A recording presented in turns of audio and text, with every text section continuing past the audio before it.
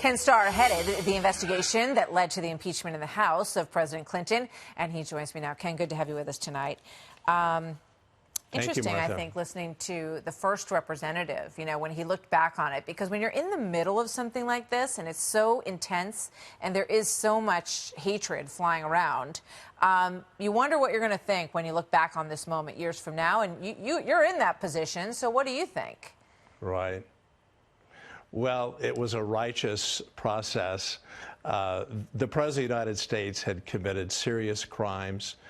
There was no reasonable dispute that he had committed perjury quite knowingly, quite willfully, and that he had obstructed justice. So if someone has second thoughts and regrets, obviously that's a very personal decision.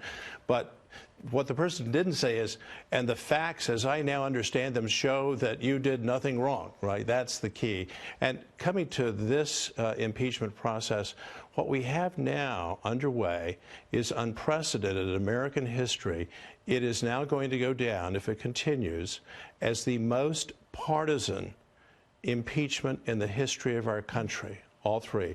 Not even the Andrew Johnson impeachment in 1868 was this partisan. Can you do me a favor? Because, you know, obviously you think there was good reason to impeach Bill Clinton. Just explain to everybody, what's the difference between what Bill Clinton did and why you see it as so egregious, and what President Trump did, as far as we know, and why you think it's not?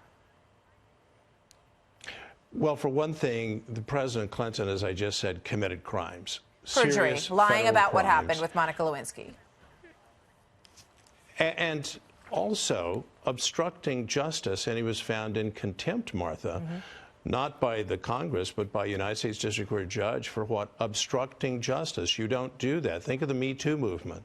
Oh, everyone just lies about that. Oh, really? Under oath? I don't think so. That's not the law of the land. In stark contrast, President Trump has not committed any crimes whatsoever. This has been an impeachment in search of a label. Now it's abuse of power. But I would commend to everyone who's just thinking, well, what really are the facts? Read the testimony, it's not that long, of Ambassador Kurt Volker. I'm in the weeds, but just for a second. Yeah. Ambassador Kurt Volker is a career public servant, universally respected, and he said that the president had committed no crimes. So the evidence actually points, ironically, in favor of the president. What the Speaker has done is step out of her historic role. She has arrogated power to herself, and she is wrapping herself, as the Democrats are, in a flag of patriotism. And I think it's, frankly, arrogance. I think it's arrogance masquerading as patriotism, and the founding generation insists. We hear their echoes. Yeah. We must impeach. And with all respect, that's just profoundly wrong, and it's unfair to the country. Let's look back at Nancy Pelosi and what she said back in that moment in 1998. Watch.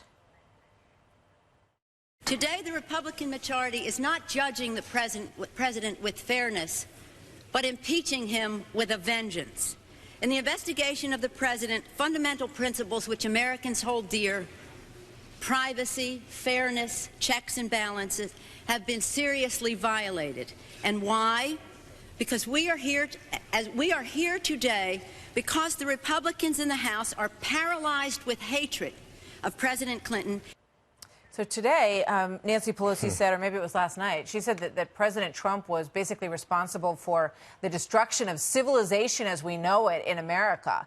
That's a pretty strong charge. And, you know, last time I looked around, the country still seemed to be, you know, sort of, the society appears to be intact.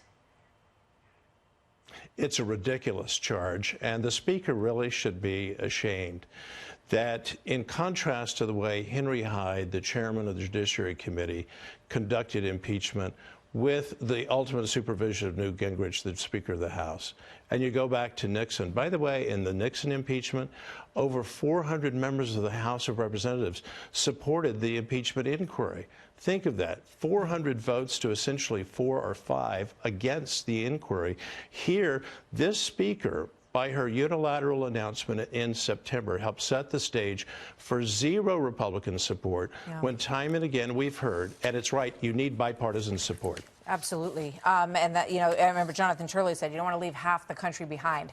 I just have 10 seconds, but did you think that the White House made the right decision to not participate in Monday's hearing before I let you go? Yes, and for the reasons that Pat Cipollone stated in his very hard-worded letter. Thank you very much, Ken Starr. Always good to see you, sir. Thank you. Thank you, Martha.